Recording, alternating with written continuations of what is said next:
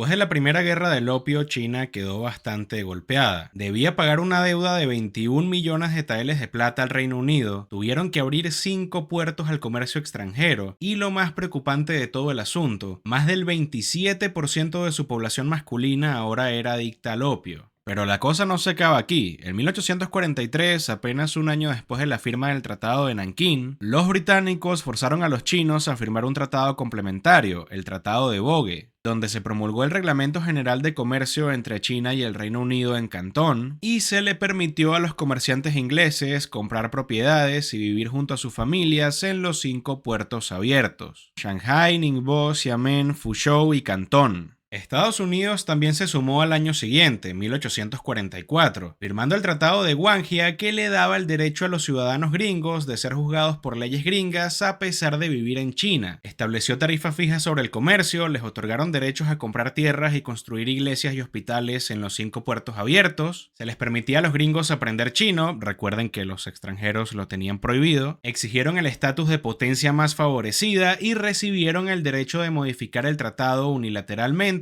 luego de un plazo de 12 años. Ese mismo año, China y Francia firmaron el Tratado de Whampoa, que establecía exactamente lo mismo, con excepción de lo de la potencia más favorecida y el derecho a cambiarlo luego de 12 años, pero agregándole la legalización del cristianismo en China. A partir de ese momento, Francia se convertiría en la protectora de todos los católicos de China. La verdad es que, quitando el asunto religioso, la gente estaba cansada. China no solo había sido humillada por unos extranjeros que venían del sur, sino que además tuvieron que soportar subidas de impuestos para poder pagarle a los ingleses, y el río Yangtze y el río Amarillo se desbordaron, ahogando un montón de gente y destruyendo varios cultivos de arroz. Así que se podrán imaginar lo que siguió: una hambruna. Claramente la dinastía Qing no estaba pudiendo gestionar todo el asunto, dinastía que, para echarle más leña al fuego, era de origen manchú. No formaban parte de la etnia Han que comparte la mayoría de los chinos, y en este cóctel de descontento con los extranjeros, la dinastía gobernante entraba en el paquete. China estaba en su punto más bajo hasta el momento, ¿y qué es lo que esperan los pueblos cuando llegan a tal estado de desesperación? Algunos revoluciones, otros simplemente aceptan su destino, pero algunos piden por la llegada de un Salvador, de un Mesías.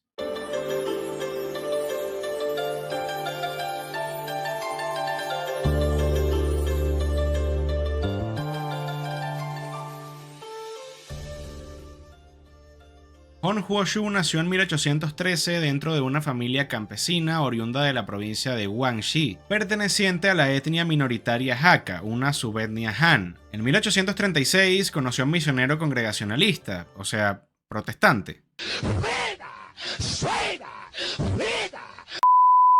llamado Edwin Stevens, cuyo intérprete le dio a Hong 9 folletos sobre el cristianismo, o bueno, sobre ese tipo de cristianismo. Pero nuestro protagonista no los lee, sino que los guarda. Al año siguiente, 1837, Hong tuvo que presentar por tercera vez los exámenes de la admisión pública de la China imperial. Me explico. Para ese entonces, China tenía una sociedad profundamente jerárquica, y bueno, todavía.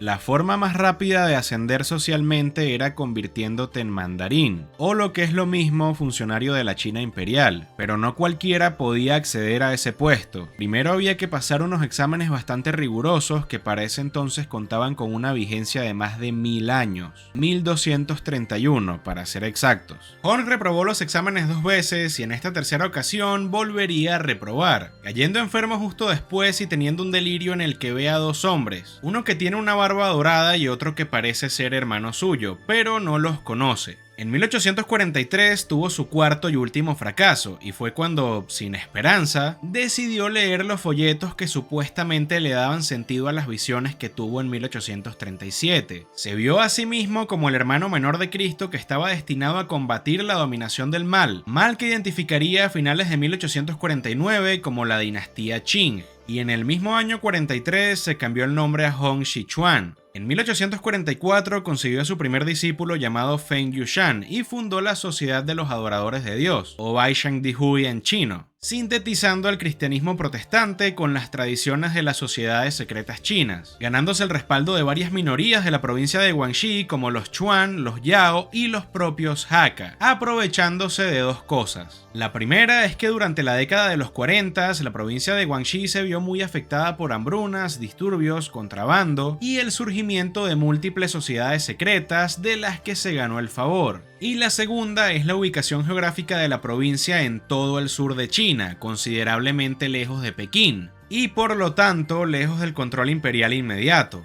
En 1847, maestro y discípulo se mudaron a la montaña del Cardo a escribir sus propios textos sagrados. Y en el 49, la esposa de Hong dio a luz a su hijo, apenas un año antes del inicio del desastre. En 1850, Hong dio un discurso en julio sobre la necesidad de luchar por el cielo. Entre agosto y septiembre, sus partidarios se encargaron de recoger armas y repartirlas entre los miembros de la sociedad. Y finalmente, en diciembre comenzó la revuelta de los Taiping con la masacre de 50 soldados chinos, repitiéndose en enero del año siguiente, pero la cosa no acabó aquí. En septiembre del 51, los Taiping tomaron la ciudad fortificada de Yong'an, y en la primavera del 52 marcharon hacia el norte, fracasando en tomar Guilin y Changsha, pero logrando tomar Wuchang a orillas del río Yangtze, que utilizaron para desplazarse hasta Nankín, la segunda ciudad más importante de China en aquel entonces, que había funcionado como capital durante la dinastía Ming. Ciudad que fue rebautizada como Tianjin por los Taiping cuando lograron tomarla el 19 de marzo de 1853. Ahora el ejército Taiping controlaba buena parte del sur de China y del valle del Yangtze.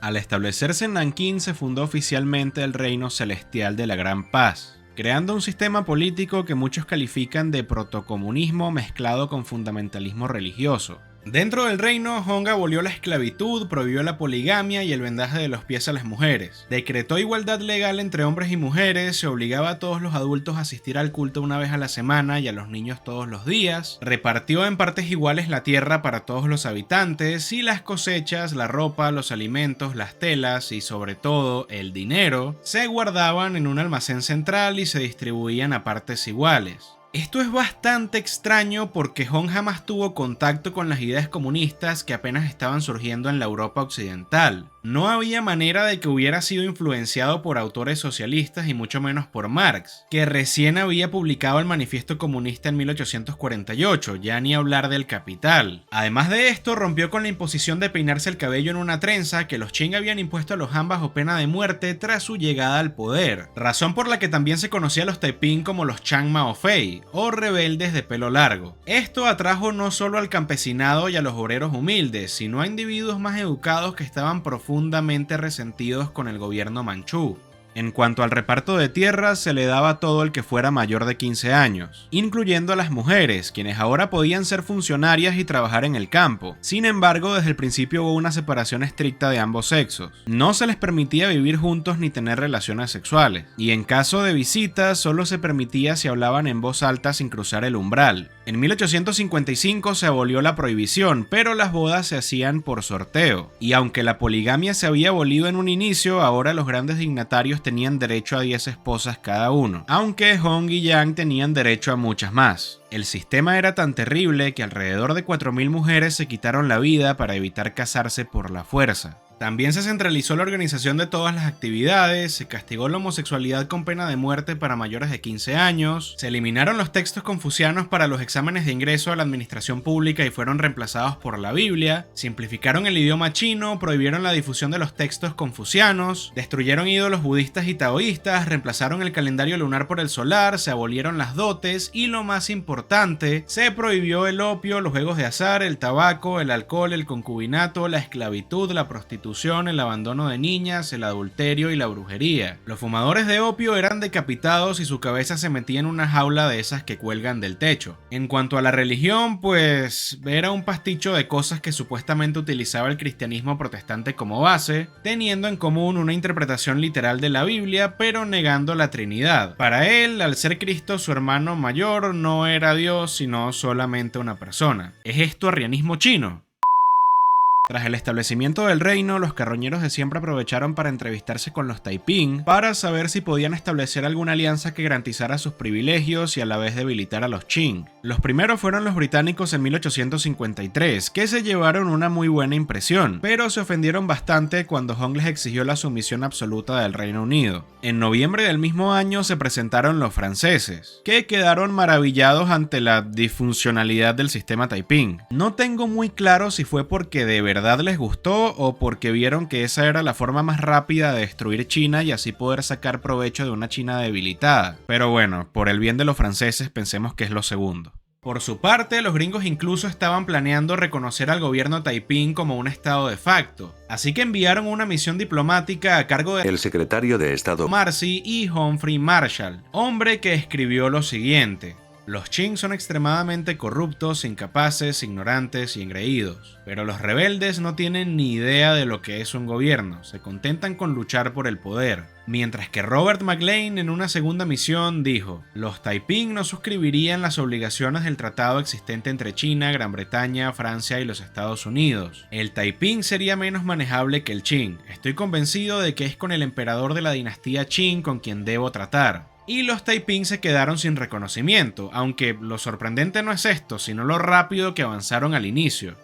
En un principio el ejército Taiping logró tomar Nankín e incluso llegó a situarse a las afueras de Pekín en tan solo 3 años. Y recordemos que la rebelión había iniciado en el extremo sur de China. La clave está en que el ejército chino se encontraba muy disminuido después de la primera guerra del opio. Además, ese mismo año estallaron rebeliones casi simultáneas en puntos opuestos de China, como la revuelta de Nian al norte y la revuelta de Dungan en el Turquestán chino. Incluso los propios Nian ayudaron a los Taiping durante la expedición a Pekín. Las tropas chinas recién empezarían a combatir efectivamente a los Taiping para 1854 en la llanura del Yangtze, pero el frente era bastante movido. La ciudad de Wuhu incluso llegó a cambiar de manos en 8 ocasiones entre el 53 y el 55, año en el que los Qing consiguieron tomar Luzhou y lentamente los territorios Taiping empezaron a reducirse. No contentos con esto, muchos campesinos fueron abandonando el reino al ver que ni sus gobernantes cumplían las leyes que ellos mismos imponían con severidad, sobre todo con el asunto de la riqueza y la poligamia. Sumado a esto, Jiang Xiuqing intentó dar un golpe de estado que fue descubierto, desatando la masacre de Tianjin por parte de Hong, que se llevó por delante a todos los altos mandos y rompió la unidad del movimiento. Y los Qing hubiesen podido aprovechar para atacar a los Taiping en este momento. El problema está en que, tras una serie de tensiones, estalló la Segunda Guerra del Opio en 1856, que terminó con el Tratado de Tianjin en 1858 y la Convención de Pekín en 1860. No se preocupen porque todo esto lo vamos a estar viendo en otro video. Ahora el Reino Unido, Francia y Estados Unidos tenían a China donde querían, y el estado gobernado por un loco genocida que se creía hermano de Cristo les empezaba a estorbar. Los británicos decidieron intervenir en el conflicto apoyando a los Qing y los Taiping intentaron tomar Shanghái en 1860, pero sin mucho éxito. Gringos, franceses, chinos e ingleses avanzaron dentro del territorio del Reino Celestial de la Gran Paz, y los Taiping volvieron a intentar tomar Shanghái en 1862, pero volvieron a fracasar. Para el 64, la coalición de países occidentales se encontraba frente a Nankín y la pusieron bajo asedio. Cuando la comida empezó a escasear, Hong Xiuquan desesperado comió unas hierbas silvestres que lo terminaron matando el 1 de junio. Y el 19, tras volar la muralla este de la ciudad, las tropas chinas entraron aplastando completamente a los Taiping y asesinando a más de 100.000 personas. Se estima que entre 20 y 30 millones de personas perdieron la vida durante esta guerra, coronándose como la guerra civil más sangrienta de toda la historia y el segundo conflicto bélico más sangriento de la historia, solo por detrás de la Segunda Guerra Mundial. Pero la cosa no se acaba aquí. Debido a la situación difícil en la que ya se encontraba el país y el desajuste social y económico que causó la rebelión, la población china pasó de estar de entre los 410 millones de habitantes para 1851 a ser solamente 350 millones para 1873. Ciudades enteras como Nankín y Hangzhou también vieron bastante reducida su población. A raíz de la humillación militar por parte de los campesinos Taiping y las potencias occidentales durante la Segunda Guerra del Opio, la dinastía Qing puso en marcha una modernización del ejército que en el largo plazo no resultó muy exitosa, como veremos en otros videos. A pesar de su fracaso y de lo nefasta que fue, el sentimiento nacionalista y antimanchú de los Taiping caló bastante en la sociedad china. Si los extranjeros humillaban a su país era solamente porque padecían un gobierno incompetente que además ni siquiera era Han. Esto inspiraría después a varios personajes que terminaron dejando su nombre escrito, para bien o para mal, no solo en la historia de China, sino del mundo, como Sun Yat-sen o el propio Mao Zedong, que llegó a decir en 1949: antes del surgimiento del comunismo chino, Hong Xichuan fue el primer chino en dirigirse a Occidente en busca de la verdad. Pero eso es un tema para otro video.